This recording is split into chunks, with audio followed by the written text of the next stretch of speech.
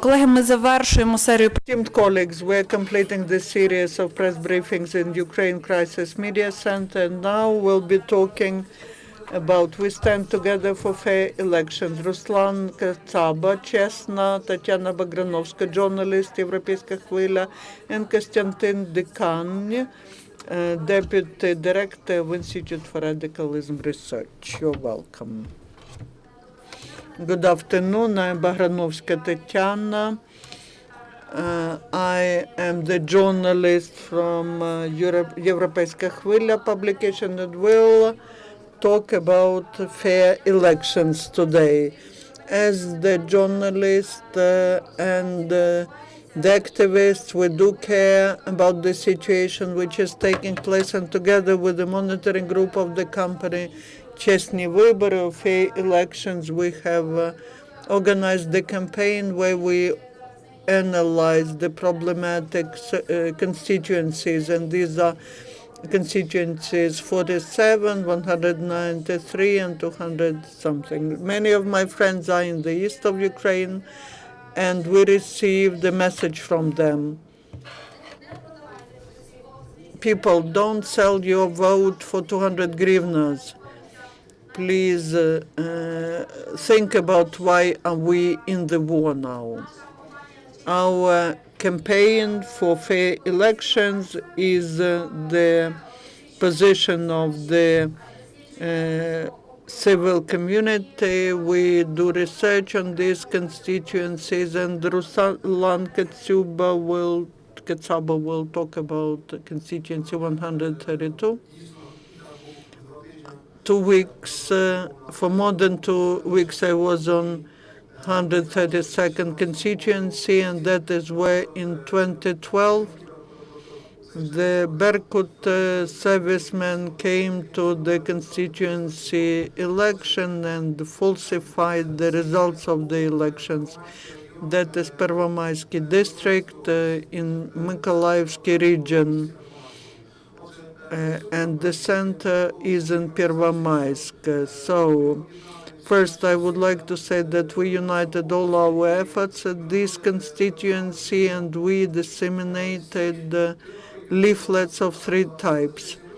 Our campaign was for fair elections, vote fairly, and here is Euromaidan, Public Initiative, Zapora, CHESNO, NGO, and our group on Facebook. That's not my photograph. That is the cartoon, but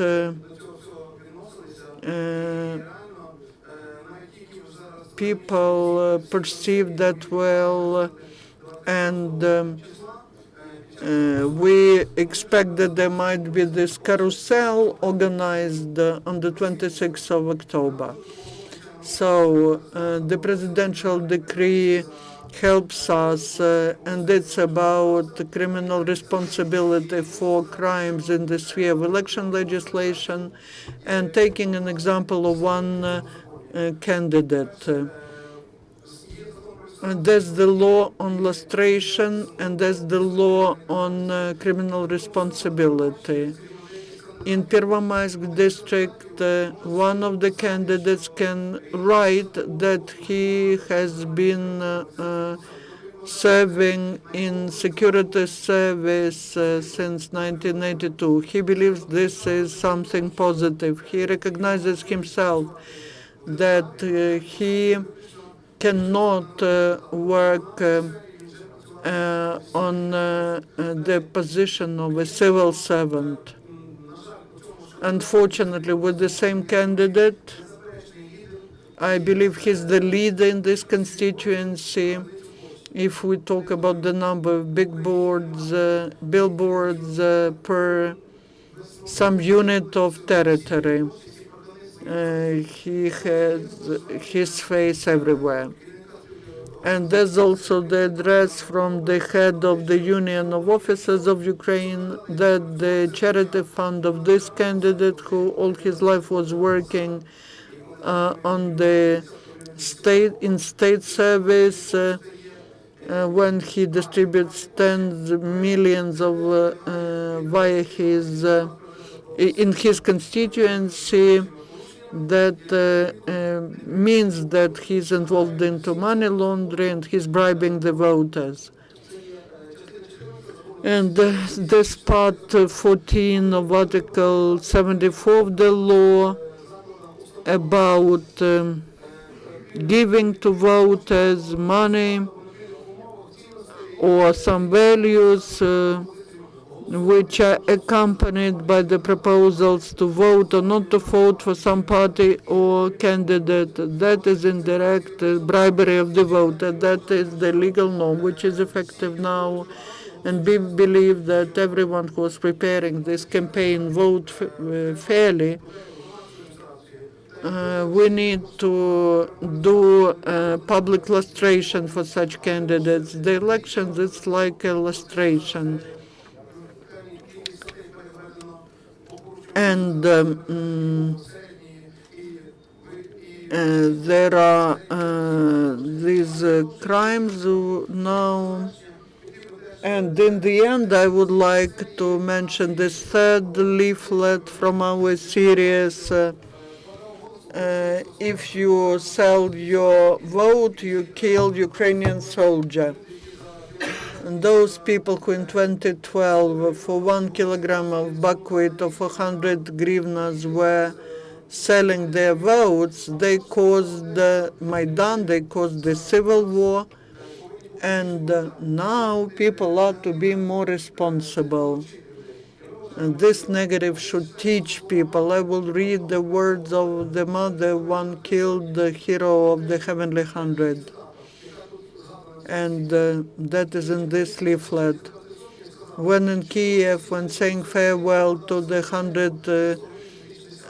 Heavenly Hundred, they said that all those who sold their votes for buckwheat or hryvnias, they are responsible for the death of the Heavenly Hundred.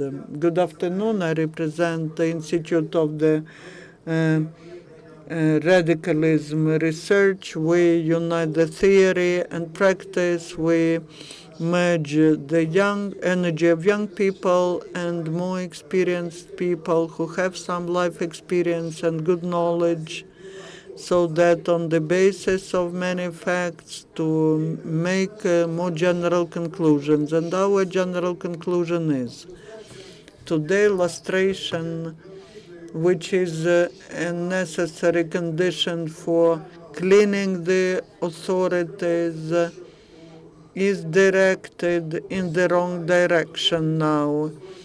People are trying to identify it with combating corruption, to get away of some civil servants, but that is not enough. Another thing, they say that for politicians, the elections will become lustration. We see that the former establishment accumulated a lot of money, enough to convert that into political power. And the worst thing is that this process, the process of bribing the voters, is taking place when the new authorities are just silent or they are closing their eyes for all of that. Why we make such a conclusion? Because bribery of voters is connected with administrative resource. They get the lists of voters, the lists of those who do not have money, and that is why they distribute money, food products, some goods. Secondly, they authorities help them and all that, and law enforcement bodies close their eyes. The Ministry of the Interior today announced that they filed 81 cases for bribery of voters, but like the constituency 132, the colleague said 193 in Kamenets-Podilsky. A week before the elections, we find out that the number of seals and stamps which were stored in the archives and which are now given to the by the constituency to district commissions does not coincide with the number of commissions. There are 35 stamps and one seal of the commission which disappeared, and that is 17,000 votes, and there's no case about that. Constituency 47 till 2012, we did not know who Nelly Stepa is. After her polls in the internet, we all learned that what the candidate should bring to the constituency, and we know that Alexei Azarov voted for her. Now we have a nominee from opposition bloc, a man, a husband of Natalia Korolevska, Yuri Solod, who is also giving bribes in the constituency. And when they say that it's difficult to prove, it's not so. Charity is related to self-PR campaign. There's no sense to give something if no one knows about that. And the law enforcement bodies have nothing to do. There are newspapers, leaflets with the reports of these candidates where they sincerely talk about what they give to poor. I forgot to tell you, if you need something, video evidence from people who sell their vote, they told that they received from Mr. Kapatsina 200 hryvnia, and they will get 200 more. You can take it, that video evidence from organizers here. And please, we made a poll, a blitz quick poll. People are ready to make a correct choice, to a conscious choice. We didn't ask them to call for any candidate or for any political party, but this is the only way to change the government, the parliament, without blood. And vote honestly and count honestly. We'll have a different parliament next morning.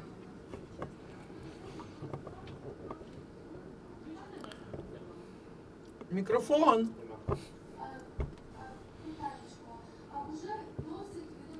We have facts that Sergei Kivalov or Khomutynnik, they were bribing voters with their products. They started a criminal case against that, but they were not brought to a court. There is video evidence that they were bribing voters, etc. So this new law on enhanced criminal responsibility, don't you think it's just an instrument in the hands of oligarchs to dismiss, to cancel campaigns of candidates they don't like, or their competitors? To say that this is an instrument in the hands of oligarchs, it's not accurate, because a case is always an instrument in the hands of a power, of the government. If the government doesn't use that instrument, you should ask a question why it is so. That's why we see that in some districts, some candidates don't have real opponents from a new government. In Khmelnytsky, in Slavyansk, despite the war, etc., they nominated two more candidates than in previous elections. It means that we have to deal with it, a campaign of dispersing attention to break, split the vote in order to prepare the road for representatives of the old power, of the old guys. And they don't hide it. And Khomutynnik, you mentioned, Opora, they told that they have 300 of facts like that. They cannot monitor all districts, all polling stations, but there are more of such facts. I disagree with your interpretation of the issue, because if to interpret it as a tool of political struggle, it means that we refuse our European choice, because enhanced punishment for violation of the election law. They bring us to European watch, because that is considered to be a heavy crime in Europe. So the right of a vote to vote, it's something inalienable. If we want to be in Europe, we need to treat such cases tougher. And you remember one president who told that he didn't steal anything. If the same people that were not punished, and they do the same, because unpunished evil becomes 3 times stronger. To start with, a punishment is if someone who is bribed or is bribing, if they know that this is a heavy crime, that works for them, that has influence on them. It's a deterrent. So we pay information for verified information. When somebody informs us about those people who wanted to bribe them, then we give 1,000 hryvnia, because we find a violation of we find a crime, a bribe, and that's a crime, a heavy crime.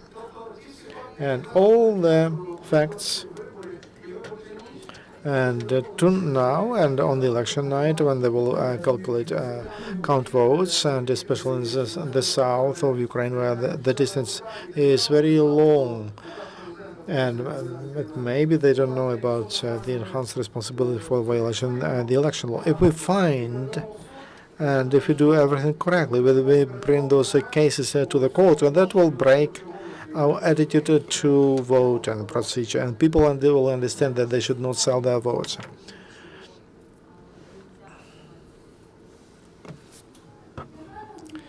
Is it correct that you will record, document violations on the election day and next day after the elections? No. We inform you already about violations. That is, we interpret as indirect bribing of voters. Hundreds. Network Opora found 300 of such. CHESNO movement, they made their press conference on Friday. Now we work together, and the campaign is called to Vote Honestly, and we will try to cover all polling stations in Ukraine. We shouldn't we need to spread all the amount of voters, and we need to document all violations, because now there will be no administrative punishment, and now it's a criminal case from 3 years and more. One technical moment, because I know how that develops and how it is for the network to be efficient. You need to have 25,000 votes. Then it makes sense to build from the very beginning and that network.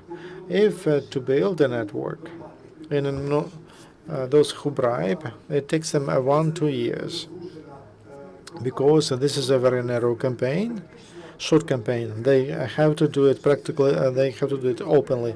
People will have handing out money, and monitors come with cameras, and they will not hide it. Because they had packs of money, they will not hide it because they had no time. That's why to speak about the numbers, it's impossible. Everybody who's bribing voters, and it's about 10,000 cases. To hand one or two present, it doesn't make sense. And very briefly, what is the most important? What do they use to bribe? Products, food, for utilities, to pay apartment bills. How in Slavyansk? It's Slavyansk and ruins. Even linoleum they can provide for your apartment. In 2012, windows were popular. In Slavyansk, you will not be able to count how many windows they will install, new windows they will. That's renovation of the country. It's not as bribery. No. Rebuilding is different from a rebuilding. It's not just a rebuilding of the infrastructure of the city. They provide addressed humanitarian, financial, and material assistance. And in the law, in the election law, there is a different interpretation of that. After elections, Yuri Sult can spend his millions for Windows, and then we'll like to see his enthusiasm. In 132, this is the 200 before and 200 after, and there is one more scheme. Zakhar Stasiv and Igor Pilipchuk, they have they are related to Spilna Sprava, to Daniluk. Vasil Kapatsin, they work in his headquarters, campaign headquarters, and here's the scheme they use. They find so-called leaders of public opinion makers, like mayors in villages, people who have some influence. They give them money, and those people, they campaign for that candidate. So, to prove that, it's very difficult to prove it, but there is a fact, and we know, we documented those facts. Last Thursday, the General Prosecution civic activists there together with residents from Murmansk demanded from the prosecution the reaction to the letter of MPs. And MPs have letters from people who are not afraid to speak to them and to tell that they were bribed. And also we don't have a response for that. We are waiting for it. How? Are you fighting with against deputies, or are you fighting against people who take those bribes? You see, in this scheme, there is always someone who is selling and who is buying. You have to fight against both. That's why we are on the stage of collecting materials about bribery. So we give an award if somebody informs us that somebody would like to buy a vote and gives money in advance, and that person will not be brought to court because they help to uncover that crime. This is a heavy crime, from 3 to 5 years according to new law. And to a charity fund.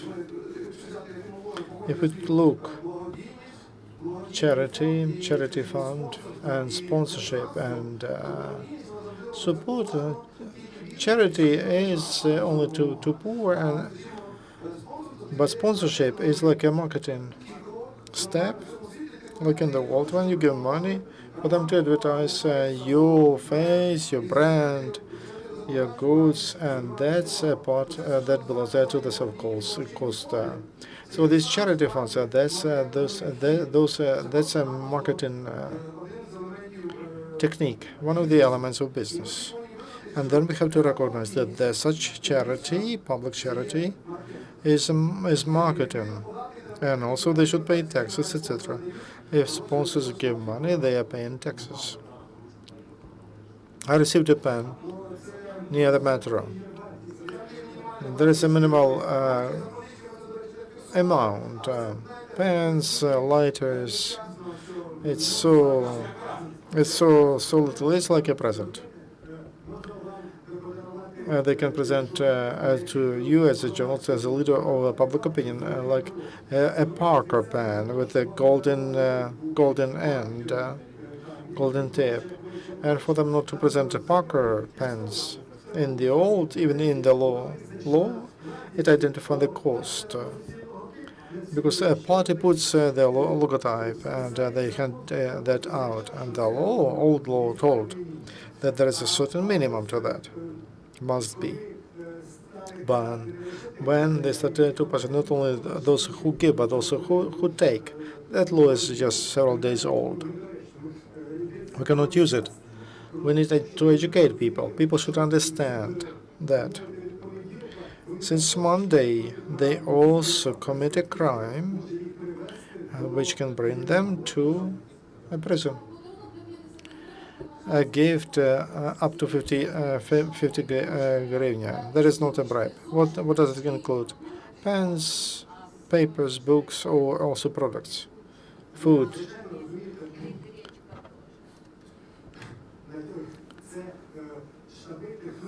Campaigns count on that. And my colleague told about that. That is a marketing trick that we sign an agreement for a campaign. It was used in previous campaign to not to have direct bribery. So that was an agreement for campaigning. And you were not bribing. You were you did your work. You were voting and you were campaigning for a candidate for a party of your neighbor. But we understand well that that is nothing else but as a bribe. And you can put a party brand on anything. You can put a sausage, and or like in Kharkiv, a bottle of vodka. You can put it into a plastic bag, and you can call it a campaign. But we understand what it is. It's just a banal bribing of. Okay, we got your point, and voters have still 4 days, and there are a lot of resources for them to get information and to make a correct choice. Thank you very much. The more information about further activities here will be on our website by the end of the